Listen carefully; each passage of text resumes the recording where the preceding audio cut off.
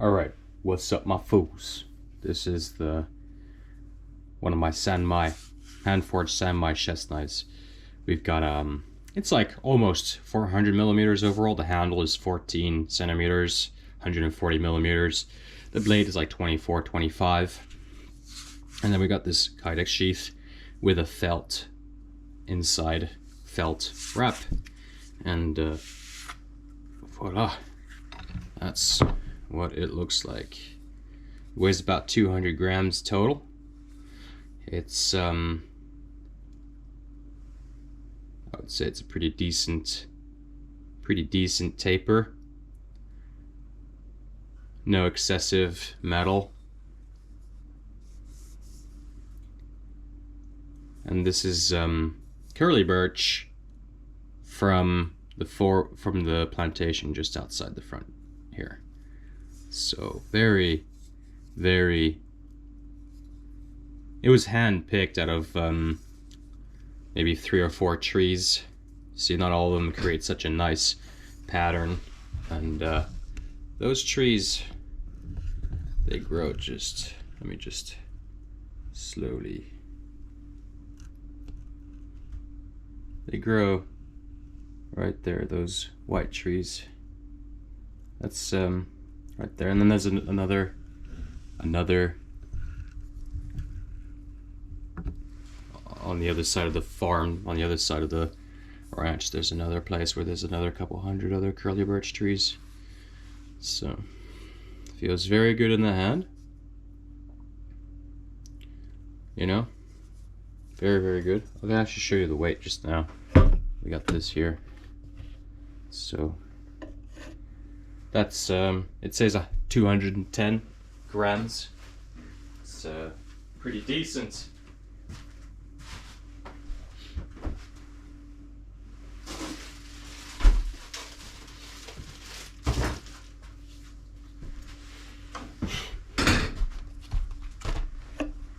I figured we could do maybe just a bit of a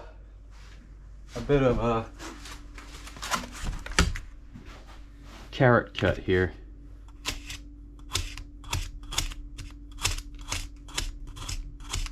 Maybe on the thicker section there. Maybe we go a little lengthways too, just to get a good. I'm in a very strange angle here. So beautiful. I'm gonna go quickly wipe that down.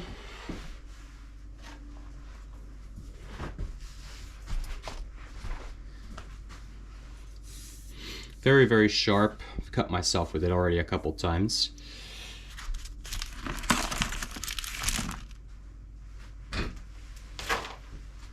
And a blade like this, for me, it's pretty difficult to get custom ordered because I don't really do these too often.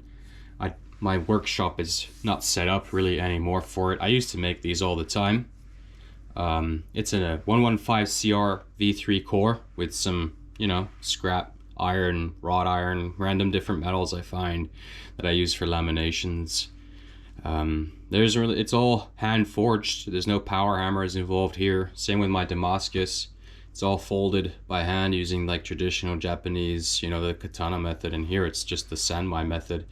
And the method of forge welding this is the same as the Norwegian scythe makers, traditional scythe makers from the olden days, where you forge or weld one side at a time. So feels really, really decent in the hand. You can see quite a decent curve there. It's quite difficult to actually get that perfectly done. The handle, I think nowadays people really like to have them quite narrow and tall. That's sort of the going right now, so that's what I did here. It's relatively narrow and a little tall, just the way people like it. In my hand it's perfect, feels really good. Now this particular knife, this is the first one like this I've made in quite a few years, and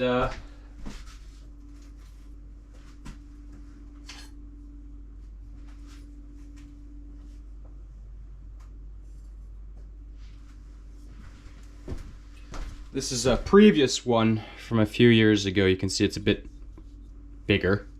It's actually lighter too. This is number 34 from when I used to make these. It's my own personal one.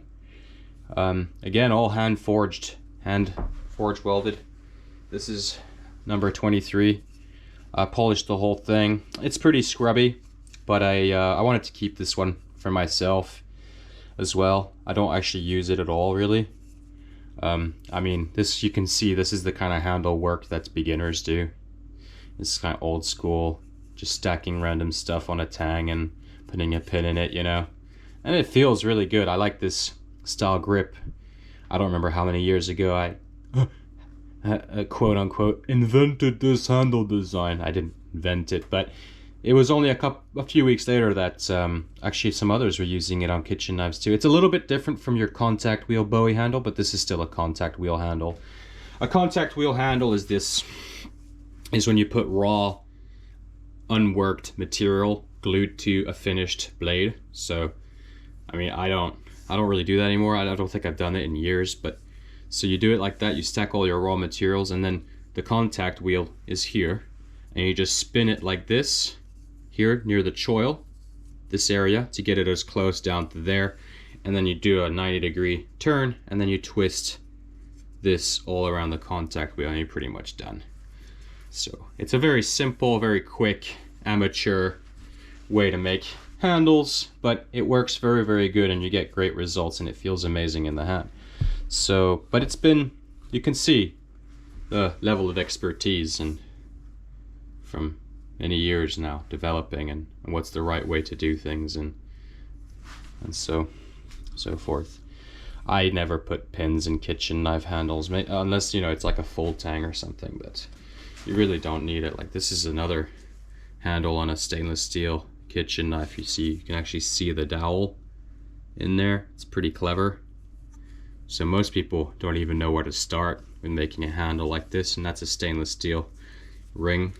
So it's a stainless steel knife. It's super badass, and it is sold. A knife like this from me is around $700. I think nowadays maybe more. I think on a knife like this, custom, it's gonna be minimum $600, but I'm not sure if I'm accepting custom orders for stuff like that just now. I'm gonna wait a few months before I do. This is just, I was being nice to somebody. It's, yeah, nothing much more really to it, other than it feels really good in the hand. It feels a lot better than my own, this old one from a few years ago. So, but it's the same steel, probably similar lamination material as well. And you can see how also one of the main differences, I do all my handle work on a lathe, so that's why all this stuff fits so nicely. But this is also raw wood, right? This is not stabilized. This is, you know, this is just wood from the trees outside that hasn't been stabilized. This is wood from the curly birch trees from outside, but it's been stabilized and black dyed. And this looks super awesome. This looks really, like, genuinely amazing. So this is pretty featureless wood. I mean, it's just grab a branch and go with it. Melting snow was the idea behind that at the back. Decent handle, but I need a bigger handle than this for myself personally. This is nice. I like this rounded there. This feels really good.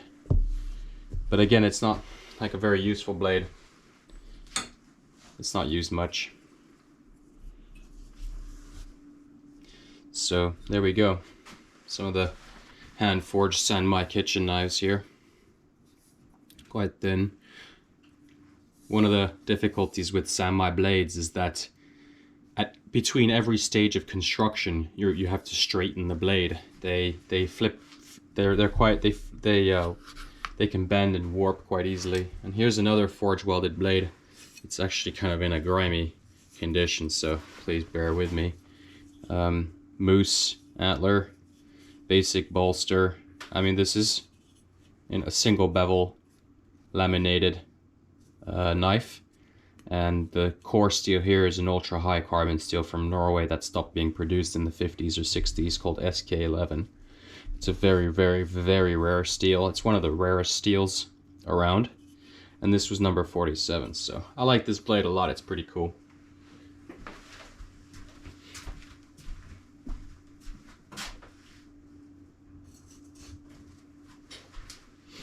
So this knife there, this is going to some guy who works in a pretty popular restaurant in Norway. My knives have been on Top Chef before. One of my knives has been on Top Chef, a Danish one or a Dutch one, I don't remember. They go around. It's just a matter of time before more and more people have my kitchen knives, but nowadays I'll stick to the stainless steel kitchen knives. It's more straightforward and less failures to produce. You know, a knife like this, I could forge it 3 or 4 times, and there's only like one of them that's big, you know, one of them that can be good enough for that. And that's because I don't have power hammers or presses and stuff like that. It's all done by hand, so it's a bit more difficult to kind of ensure that the full quality of everything. So often the best thing to do is just start from scratch if something's if you're unsure about something, you just start from scratch and do it all over again. So these are all very decent blades. And with this one, what I learned is you can see I left metal where it's necessary. You see, you don't want to over forge the tip, otherwise you get this issue. So one of the biggest mistakes beginners do is they over forge the tip. It becomes too thin. Your tapering should only be on the spine. You don't need to taper the edge. You can keep the edge consistently thick, and that's what I did here, right? By keeping the edge, when you forge it and cold forge it, you keep it the same thickness all the way out there, but it's only the spine that you taper up until here or there or something. You don't need to, if you're tapering this section here, you're not doing it right, really, with Sanmai and a lot of other ones. It's if you want clean, good results, you wanna have some consistent thickness close to the edge and behind it, of course, so that everything is streamlined and everything is consistent.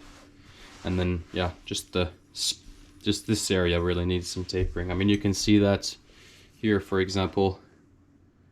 Barely. You can barely see it. But the edge is not tapered, just the spine is tapered up until here.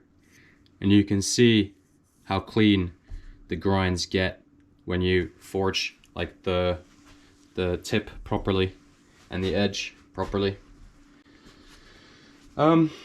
Really isn't much more to it than that. I don't know if I forgot to mention that there's felt on the inside of this sheath, so it makes for a very, very smooth, calm, protective fit, friction fit, really.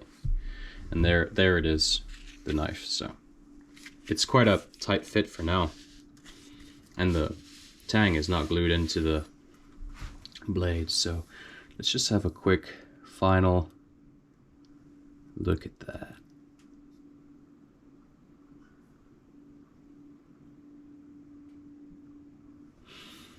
It happens at a very high temperature, the forge welding.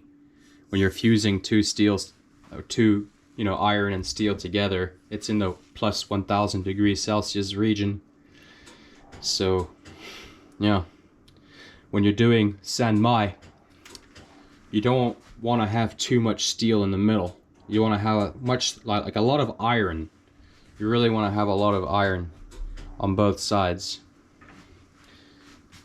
That's really the trick. I mean, the way that I forge these even is it's a bar of iron that I bend over a piece of carbon steel, or it's a corner iron that I fuse sideways like a pocket. This one, because you can see the steel core on the spine there, this one's been forged in a specific way.